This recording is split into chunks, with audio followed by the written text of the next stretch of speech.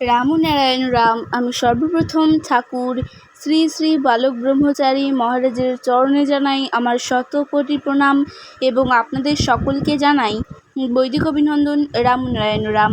এই বলে আমি আজকের তত্ত্ব ও আলোচনা শুরু করছি। ভগবান কোথায়? পার্ট 3। জীবের পক্ষে অল্প আয়ু, এর মধ্যেই সব সমাধান করে নিতে পারবে, বললেন বিষ্ণু।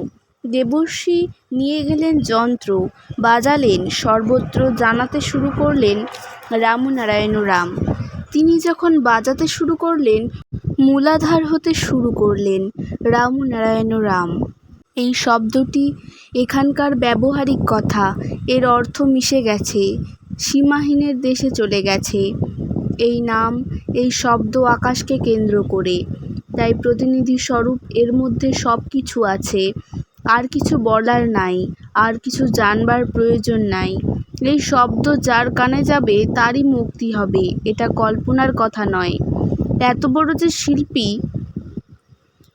কোন লোমকূপের কোথায় কি দরকার, শিরা উপশিরা প্রতি প্রয়োজনের সমস্ত কিছু মিটিয়ে দিয়ে বসে রয়েছেন। তিনি কোথায়? ওপরে আকাশ, সেখানে তাকে খুঁজলে পাওয়া যায় না। আকাশ হয়ে তিনি আছেন। সেই সূক্ষ্ম শিল্পী তিনি বললেন, তোমাদের সব কিছু মাটিতে আছে। একই মাটিতে দুটো বীজ পুঁতে দিলে দুই চেহারাই বার হয়। এই পৃথিবীতে কত লক্ষ লক্ষ জীব সুসজ্জিতভাবে রয়েছে, কিন্তু মাটি এক। সব কিছুর সমাধান তিনিই করে দিয়ে বসে আছেন। তার দিক থেকে কোনো আন্দোলন নাই, লক আউট নাই, স্ট্রাইক নাই।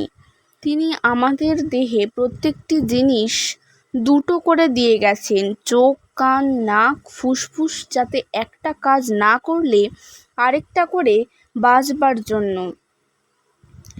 তুমি চিরদিন থাকছো না, তবুও যে কয়দিন আছো তার জন্য লক্ষগুণ সুবন্দোবস্ত করে দিয়েছেন আমাদের অন্তরঙ্গ সাথে সাথী হিসাবে।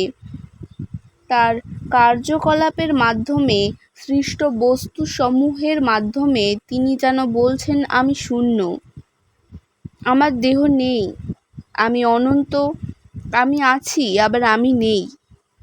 এই নেইয়ের মাঝে আমি সাড়া দিয়ে চলেছি, আবার আছির সাথে তোমাদের অনেক কিছু দিয়ে দিয়েছি। আমার সান্নিধ্য উপলব্ধি করবার জন্য, যা পেলে সব কিছু পাওয়া যায়, তার সুবন্দোবস্তের জন্য আমাকে জেনে নাও, বুঝে নাও।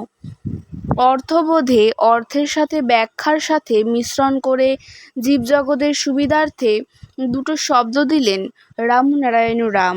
এলো শিব এবং বিষ্ণু, আর দেবতারা ঢেলে দিলেন, নিয়ে নাও। শিব নিজ হস্তে দেবর্ষিকে দান করলেন, বললেন, দেবর্ষি, তোমার বীণা যন্ত্রটি বাজাও। স্বাধিষ্ঠান চক্রে এক বিন্দু, এক ফোঁটা বীর্যপাত, তাতেই উথাল পাথাল হয়ে যাচ্ছে। তোমরা দেখছো, আর সাগর তো পড়েই আছে। স্বাধিষ্ঠানের ওজ ধাতুর ধাতু আসিল ধমনীতে, কাম যাকে বলে, সেই ইচ্ছাশক্তি, এক বিন্দু বীর্যপাত, তাতেই তোমাদের চেহারা কত বদলে যায়। এর জন্য ঝগড়া, বিবাদ, বিচ্ছেদ। এক ফোঁটা, এক বিন্দুর স্বাদ, তাতেই এত। সেই বীর্যপাত অপরের নয়, তোমার দেহ হতে পাতের যে ধারা, তার যে অনুভূতি, সেই পাতের সংকোচন এবং প্রসারণ, তাতে যে শিহরণ, সেই ইচ্ছায় যে পাত, তাতে যে ভাব, কোনো ব্যক্তির সংযুক্ততায়, এটা তোমার ধারায়, তোমার চিন্তায়, তোমার ইচ্ছায়, তোমাতেই ন্যস্ত। তোমার তৃপ্তির ধারায়, তোমার বীর্যপাতে তোমাকেই কেন্দ্র করে আনন্দ করছে, তৃপ্তি পাচ্ছ অপরকে উপলক্ষ করে। সাগরের এক ফোঁটা ন্যস্ত করা হলো, তাতেই উন্মাদ। কত কবিতা, কত কল্পনা, সব এক বিন্দুর কথা।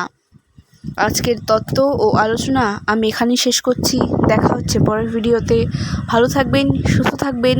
রামনারায়ণ রাম।